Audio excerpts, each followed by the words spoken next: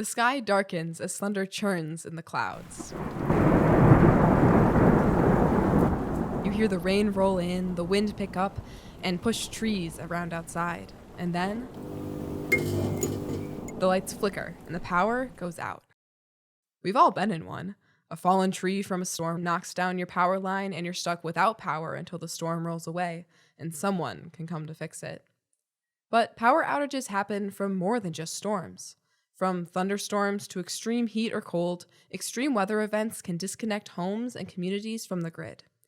This not only disrupts our daily life, but it puts lives at risk. But what if communities or buildings could generate their own power, allowing lights to stay on if the power goes out, by creating something separate from the larger grid? A microgrid. Today on What's Up Wisconsin, we'll look at how many communities stay resilient when the grid fails, answering the question, what are microgrids?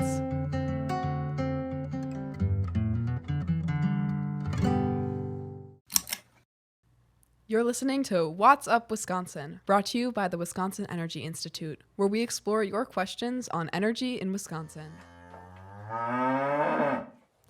I'm communications intern Britta Wellenstein.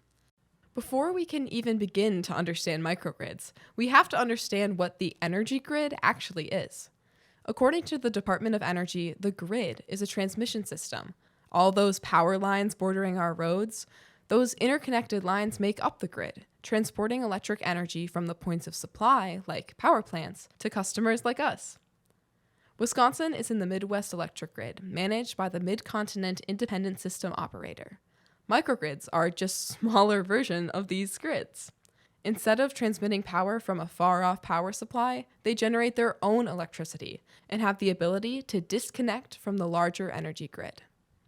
The definition of microgrid is a user or users, so a building or a community that has some amount of on-site generation, so solar PV, wind, gas, propane, diesel generators, that can operate autonomously from the grid. That was Henry Hundt, UW-Madison La Follette School of Public Affairs graduate. Henry worked in Morgan Edwards' Climate Action Lab and the Office of Sustainability at UW-Madison. He now works for Hoffman Planning, Design, and Construction as a sustainability lead. Importantly, microgrids are often not on an island to themselves and should be interconnected to the larger grid, especially if you're in the lower 48. Usually when we think of microgrids in the lower 48, you often are still connected to the local distribution network. And that autonomy is enabled by on-site generation. Now it is also enabled by on-site storage of variable energy sources like PV. So those are batteries. And often will still include, or can, they do not need to be, can include an existing diesel generator. Like Henry said, microgrids can take a variety of forms, both in the energy source, in size and function, and in the type of battery.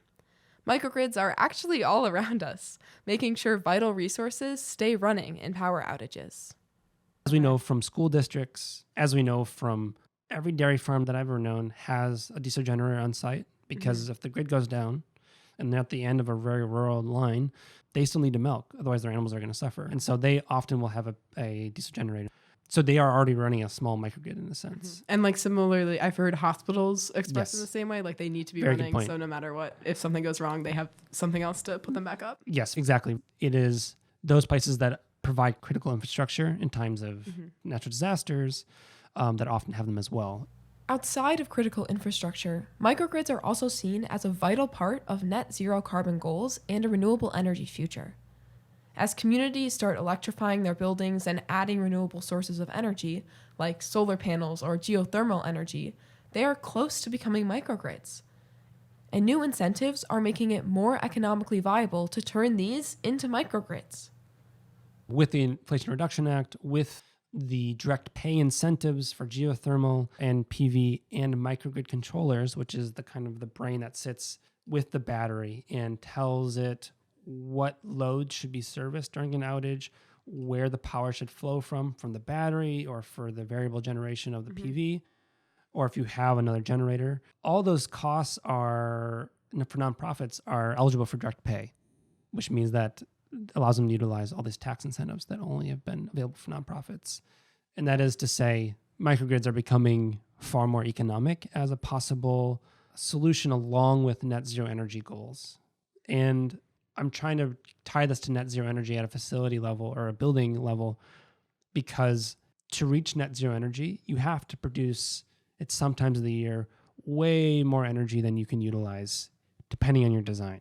That's because if you are electrifying your HVAC, you're going to see really steady use. A lot of that heat through heat pumps will be added load that you didn't necessarily have before if you're using natural gas or propane. And depending on the amount of air conditioning you need, maybe you're adding air conditioning capacity you didn't have before.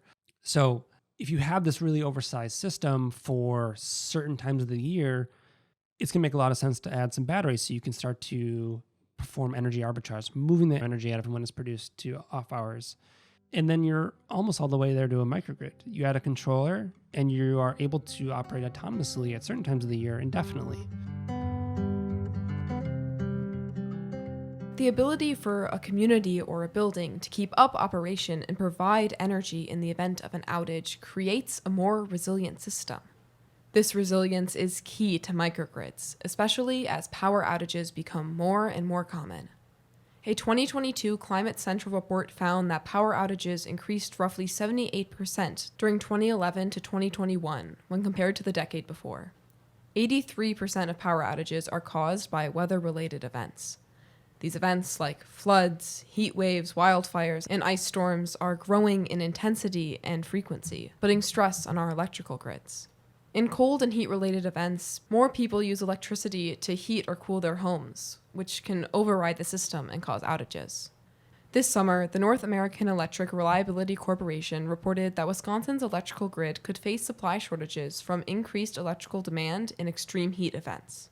To battle extreme weather and prevent outages, many communities in Wisconsin are turning to microgrids as a solution. One such place is Bayfield County in northern Wisconsin. My name is Bill Bailey, president of Cheq Renewables. We are a local nonprofit. We've been successful developing projects in our local area. We basically work in Bayfield County and Ashland County.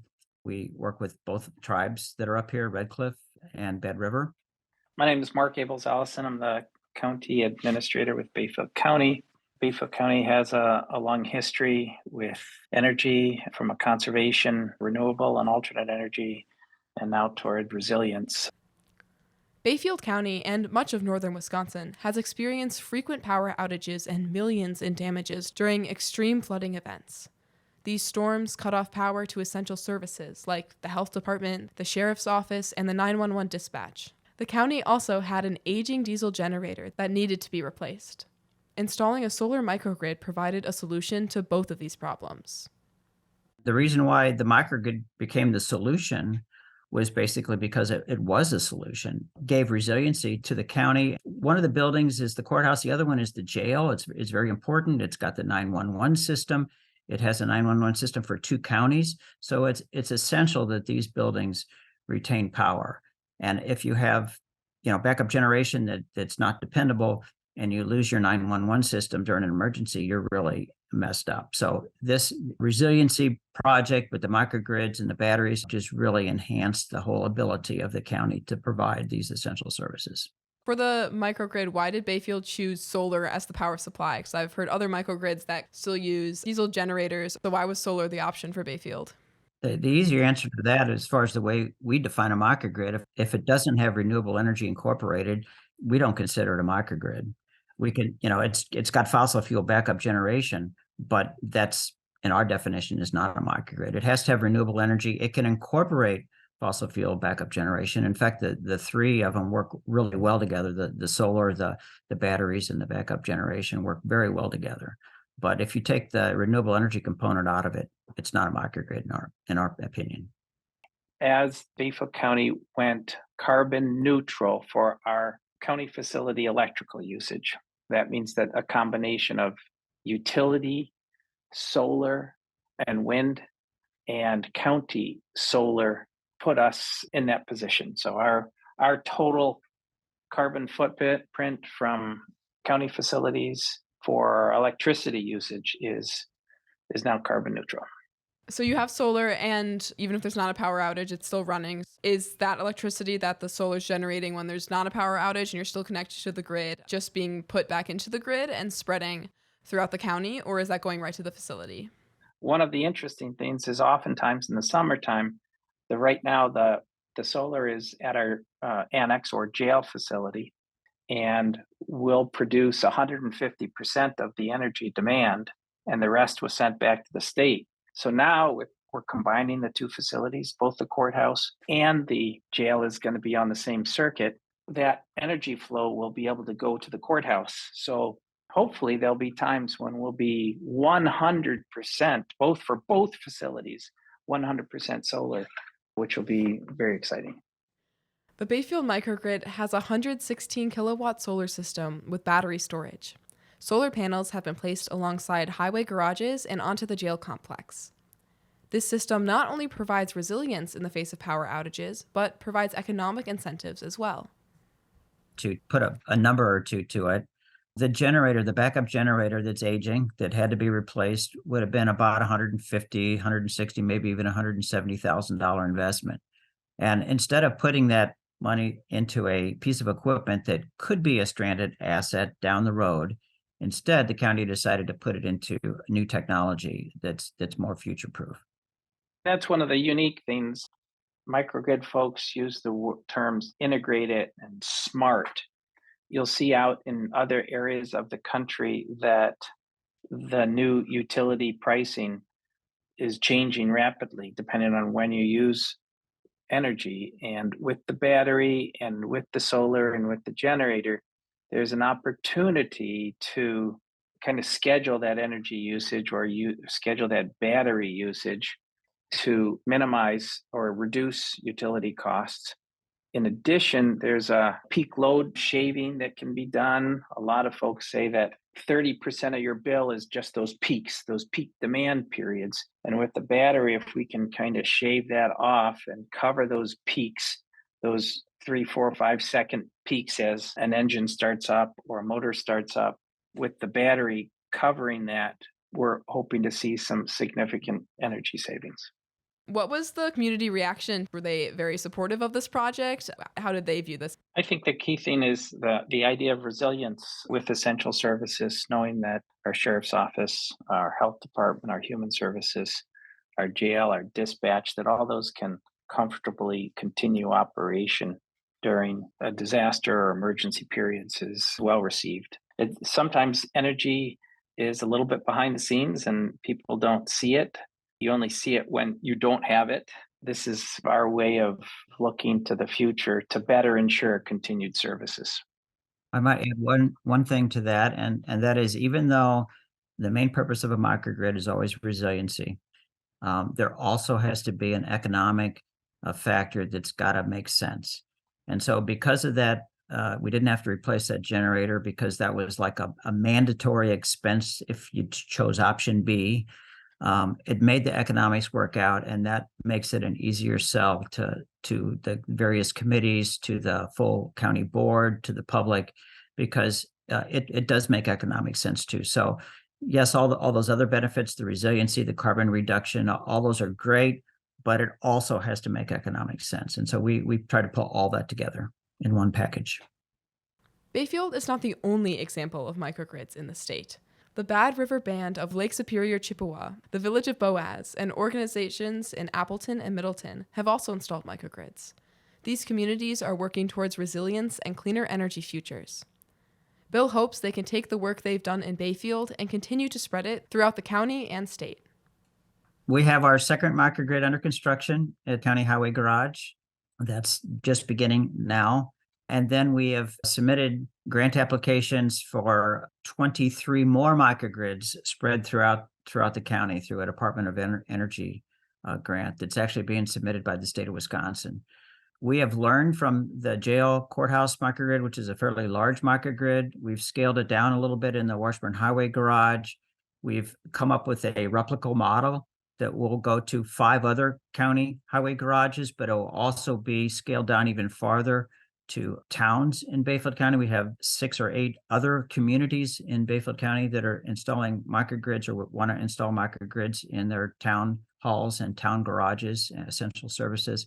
And also we're working with Red Cliff to develop 2 large microgrids there in their health clinic and a highway garage building that they're building.